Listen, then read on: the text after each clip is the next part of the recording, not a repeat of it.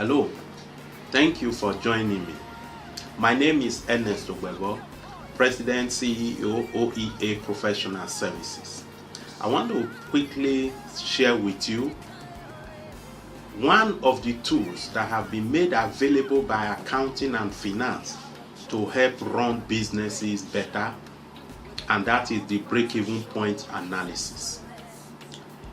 Break-even point analysis help to answer questions like, at what activity level will your business become profitable? What is the minimum sales that you must make in a period for your business to remain alive? What happens to your business if price were to drop by 10%? What happens if cost increases by 15%? These are questions that are constantly in the face of business owners.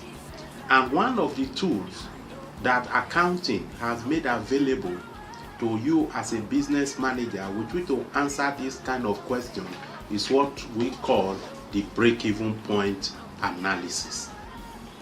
What is break-even point?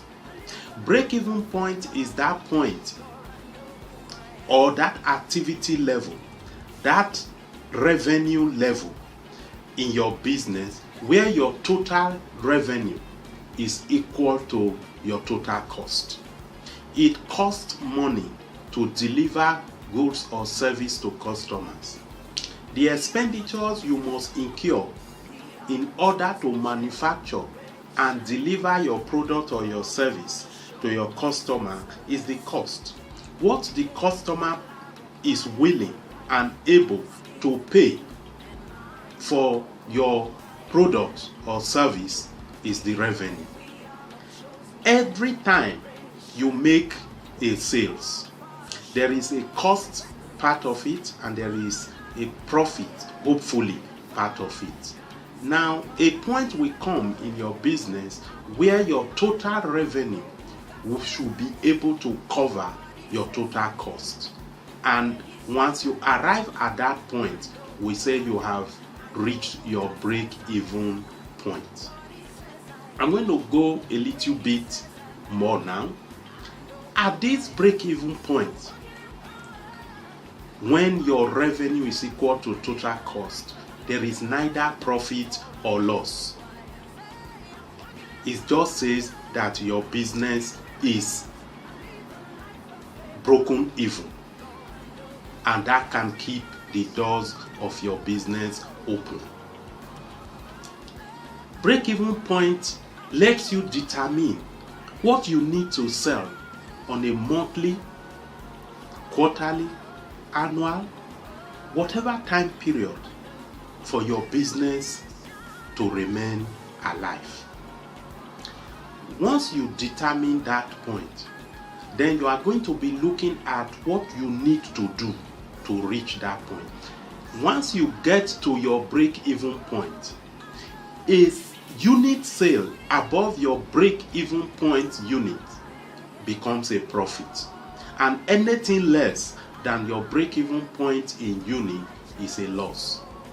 Now let's look at the components, what you need to know to calculate your break-even point. From our definition, we saw that we have revenue and we have cost. We all can relate with revenue. You can call it your service charge, you can call it your selling price, you can call it your earnings, whatever name you call it. The cost element in that definition is what I want to quickly look at. In calculating break-even point, what we now call the process of calculating break-even point, which is the break-even point analysis, cost is segregated or categorized into two. We have what we call the fixed cost and the variable cost.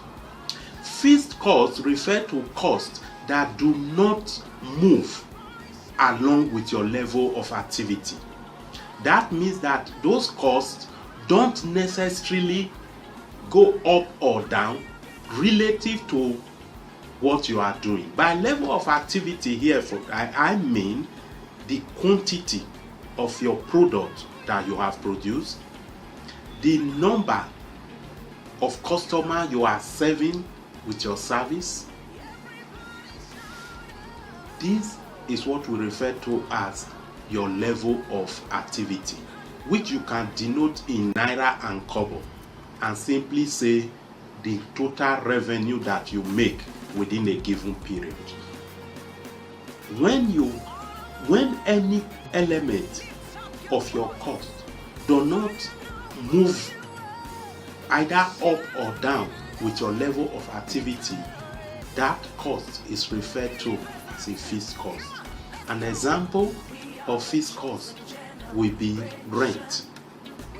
If you run a retail outlet, you have a shop, you have your monthly rental that you must pay on that shop. Whether you sell 1 million naira within the period or nothing, that rent must be paid. For some businesses, salaries and wages are fixed costs. You have a sales boy or a sales girl, you have a staff, secretary, or people who work for you generally. Whether you make a sales in a month or not, you have to pay them salary. That is fixed cost.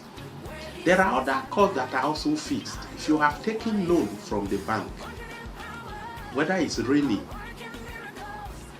or sunny, interest is due on that loan. Therefore, it's fixed cost. And so for every cost that you incur in your business right now, you can begin to look at them. How do they behave? Do they go up when your activity level goes up? Do they go down when your activity level goes down?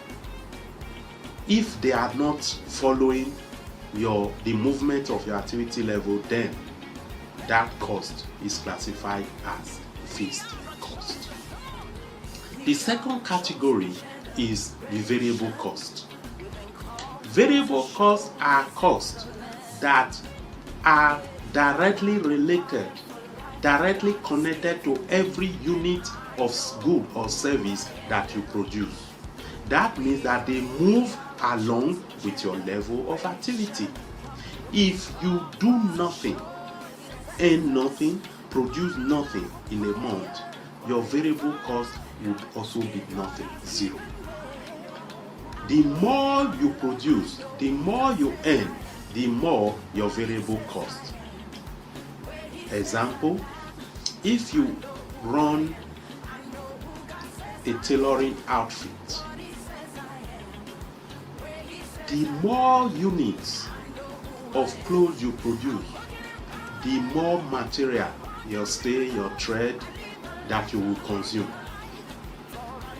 If you are a baker, the more bread and pastries that you produce, the more flour, butter, and other ingredients that you consume. If you run a service business, like an accountant or a lawyer, the more brief you have in a month, the more fuel that you probably will need for your car. So these are variable costs. They move in relation, they move along with your level of activity, either up or down. So to calculate the break-even point, your cost must be segregated. You must be able to segregate your costs along fixed and variable lines. Now, let's look at how this works in practical.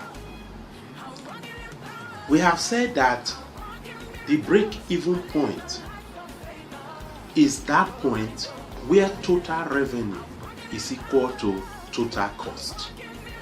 And we have also said that total cost is made up of two components, the fixed and the variable elements.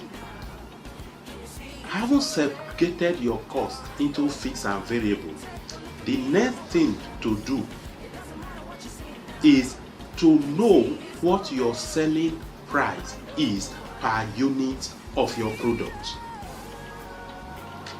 The unit price for a manufacturer is easy to calculate. You take in your direct material, direct labor, and direct overheads, what we refer to as prime cost in cost accounting. You simply take in direct materials, direct labor, and direct overhead, factory overhead. You get your prime cost, you take it out from the selling price per unit of your product, and you get what we call contribution margin. Contribution margin is the contribution of a unit of your product to the recovery of fixed cost. When you have enough accumulation of this contribution margin, then you are on your way to profitability.